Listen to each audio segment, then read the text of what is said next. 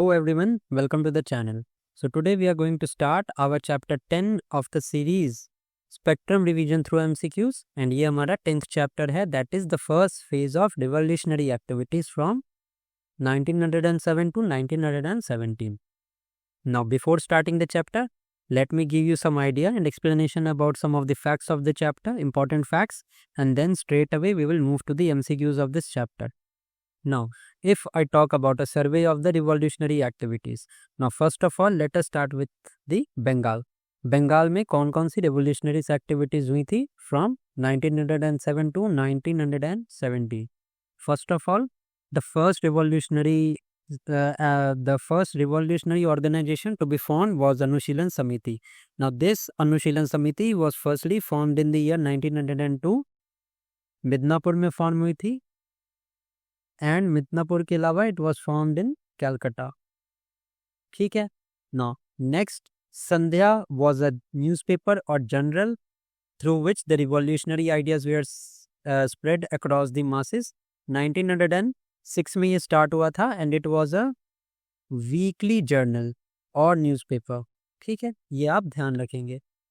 ठीक है. Now next is एक Alipur conspiracy case is very famous, which is also related to Manik Talla, which is in Calcutta. Now, Manik Talla bomb case is also associated with the Alipur conspiracy case. Other than this, let me tell you who were the participant or who all participated in the Manik Talla bomb case. These were the Ghosh brothers, Aurobindo Ghosh and Barindra Kumar Ghosh. These all participated in the Alipur conspiracy case. इसके बाद the important thing you should know was 1908. Now what happened in 1908 was Prafulla Chaki and Khudiram Bose. These were the जजेस, these were the revolutionaries of Bihar.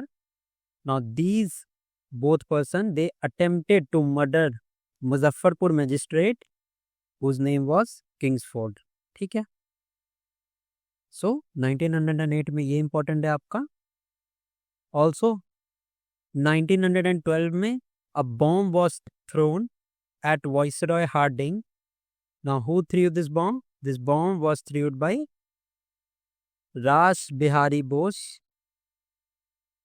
And Sachindranath Sanyal. Okay.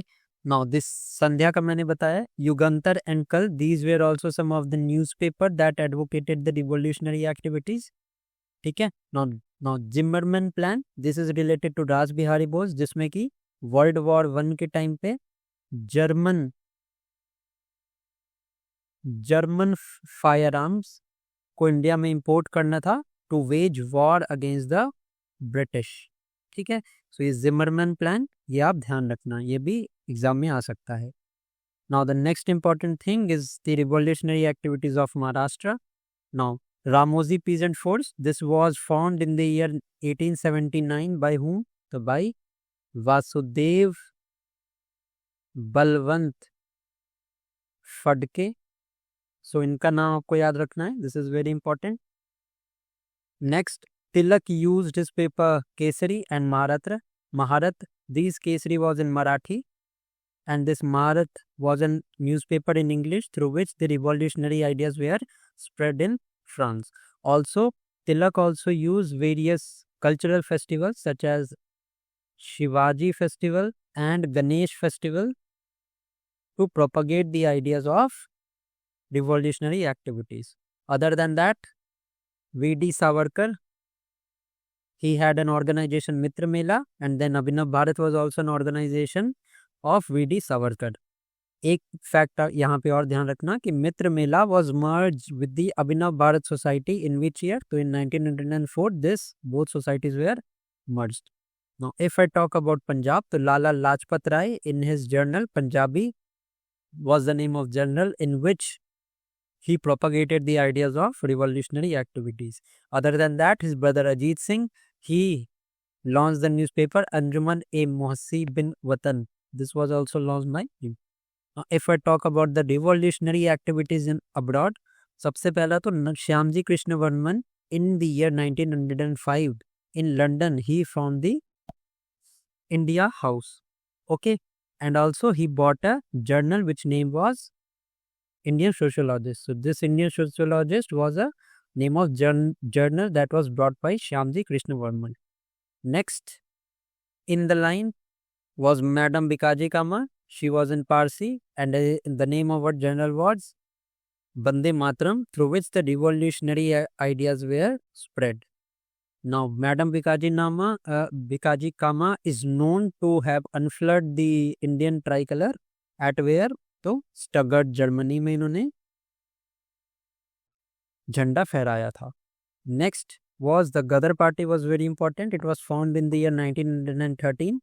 Headquarter of the Ghadar party was at San Francisco, and it was formed by Lala Hardayal and Kartar Singh Saraba. These were some of the prominent members who were the members of this revolutionary activities under the name the Ghadar. Okay. Now, other than that, Komagata Maru incident is also related to the Ghadar party. तो आपके exam में ऐसे आ सकता है कि Komagata Maru is incident which is related to, so आप mark करोगे it is related to revolutionary activities. ठीक है, आई होप कि आपको ये समझ में आ गया होगा यहाँ तक. ठीक है. Next was the Berlin committee for Indian independence. So this was established by Virendra Nath Chattopadhyay in the year 1915. So these were some of the very important revolutionary activities from the tenure 1907 to 1917. बाकी के जो questions है, let us study these questions in the MCQs only. ठीक है. So अगर आपको ये question solve करना है तो you can just first pause this video and then solve this question. So question हमारा, consider the following regarding the Berlin Committee for Indian Independence. Now the first statement is it was established in Germany before the World War II.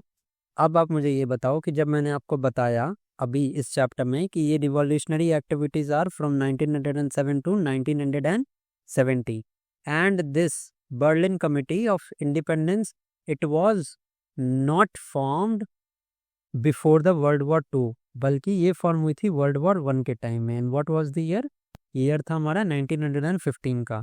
And किन्होंने form की थी? So this was form by Virendra Nath Chattopadhyay. ठीक है. Now किस plan के अंदर? तो मैंने आपको बताया था the firearms were to be imported from the Germany and this plan was known as Zimmermann plan. ठीक है. So under this plan, this Berlin Committee for Independence was established in the year 1915. So यहाँ पे ये World War II नहीं होगा बल्कि it was established before World War I. So the first statement is absolutely incorrect. Let us see the second statement. Its aim was to promote the cause of Indian independence. No, this is absolutely true, as the aim was to promote the cause of Indian independence. Now, in the earlier days, this Berlin Committee for Indian Independence, it was known as the Berlin India Committee. ठीक है. Later stage में इसका नाम change कर दिया गया था. ठीक है. So the statement is right. Now it aim to organise an armed invasion of British India. Now this statement is also true, as the arms were imported from the Germany directly. So ये arms जो थे वो British East India या British India के against war wage करने के लिए arms import किए गए थे. सो हमारा ये भी स्टेटमेंट यहाँ पे करेक्ट है. नेक्स्ट है हमारा, it work to organise a provisional government of India in Kabul. Now ये जो कमेटी थी Berlin committee of Indian independence, इसका काम क्या था? It was also known to spread missions to various countries such as Istanbul, Persia, Baghdad. यहाँ पे इन्होंने वेरियस मिशंस जो था वो रन किया था. Y? to arouse the feeling of nationalism among the Indian troops living abroad in these countries and Indian prisoners of war. इन सब के लिए इन्होंने एक प्लान बनाया था. Okay. So this is also absolutely correct. It work to organise a provisional government of India in Kabul. So ये statement भी हमारा बिल्कुल करेक्ट है. सो करेक्ट आंसर हमारा क्या होगा? सेकेंड, थर्ड एंड फोर्थ, ये तीनों स्टेटमेंट हमारे करेक्ट है. First one is wrong. So the correct answer is only 3. ठीक है. Let's now move to the next question. अगर आपको ये क्वेश्चन सॉल्व करना है तो you can just pause this video and try to solve this question. Now the Ghadar party was revolutionary group organized around a weekly newspaper, The Gadar, published in Urdu, Hindi, Punjabi and other languages of India. Next है the Gadar party restrained itself from aligning to any religious ideology in the stronger sense. Now Ras Bihari Bose was associated with this movement. So this statement is absolutely correct. As Gadar party, if I talk about the Gadar party, this was formed in the year 1912. इसका headquarter कहाँ था? Headquarter था इसका San Francisco में. ठीक है.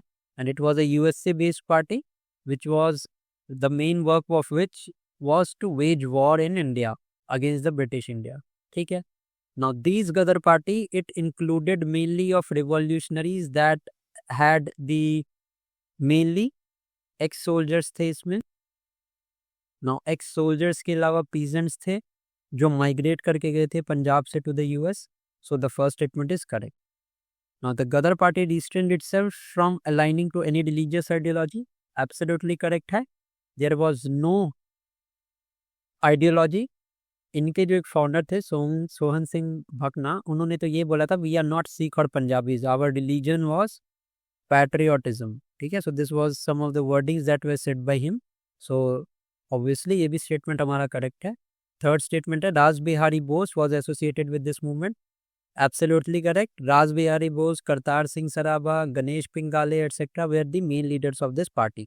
Although this party was establish, mainly अगर आपको एग्जाम में आएगा तो लाला हरदयाल का नाम आपको रिमेंबर रखना है रिगार्डिंग दिस गदर पार्टी.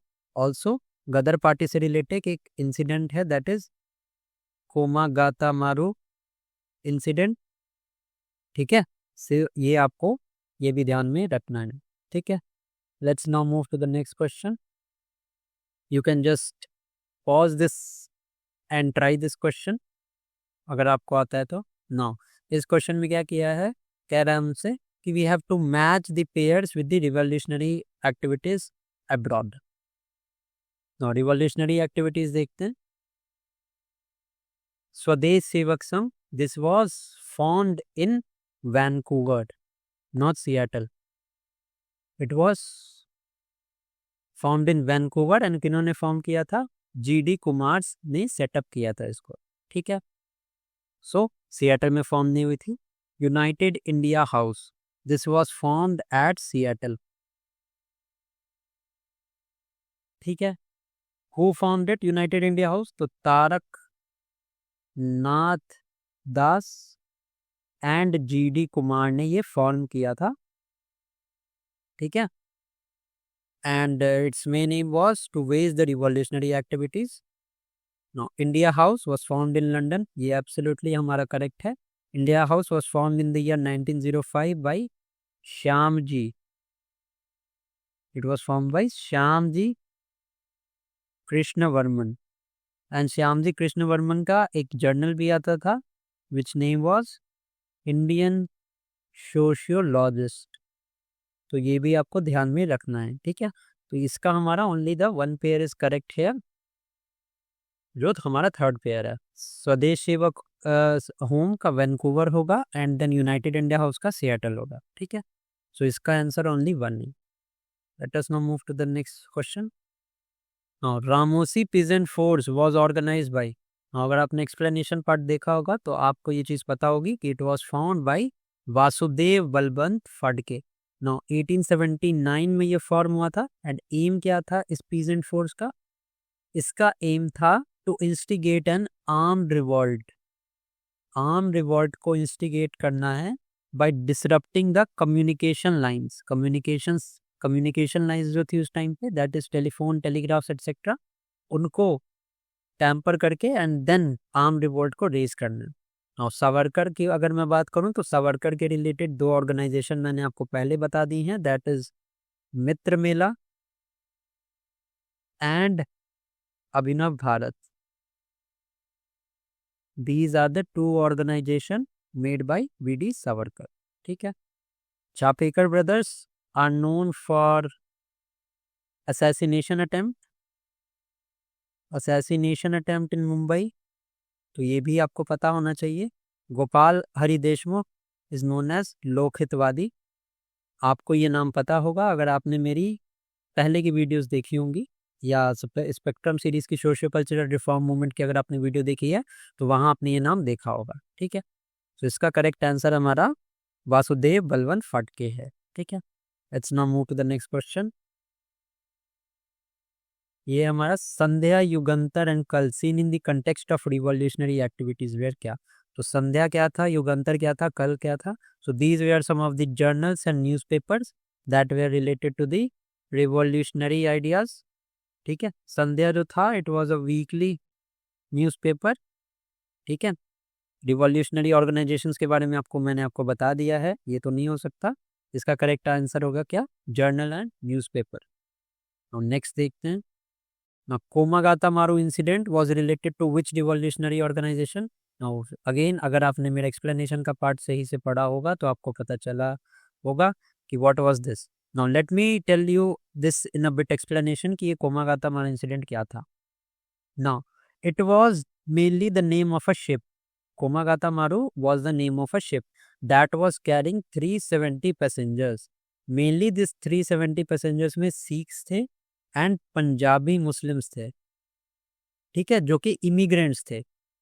और ये जा कहाँ से रहे थे शिप में, ये शिप में सिंगापुर से वैनकूवर जा रहे थे।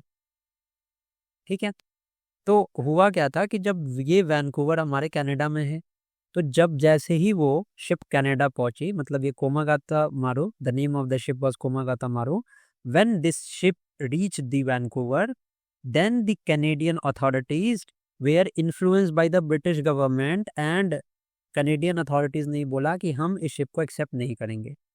ठीक है, एंड इस शिप को वापस भेज दिया। फाइनली ब्रिटिश इंडिया ने बोला कि शिप को कलकत्ता भेज दो। कैनेडियन अथॉरिटीज मान गई एंड इस शिप को कलकत्ता भेज दिया गया। ठीक है ना, इसके बाद क्या हुआ कि इस शिप पे ओपन फायर ओपन कर दिया गया and most of the people died. ठीक है, सो 22% यहाँ पे मर गए थे इस इंसिडेंट में। सो this Komagata Maru incident is related to Ghadar party. And अगर आपको मोर स्पेसिफिक पूछे कि व्हाट वाज दिस कोमागाता मारू, सो दिस वाज अ शिप। ये आपको ध्यान में रखना है। ठीक है, हाँ ये चैप्टर ज़्यादा बड़ा नहीं था, इतने ही क्वेश्चंस थे इसमें और यही सारे कंसेप्ट्स थे। आई होप कि आपको ये चैप्टर समझ में आया होगा। अगर समझ में आया है तो do like this video and comment करके बताना वीडियो कैसी लगी। Till then keep studying and thank you for watching.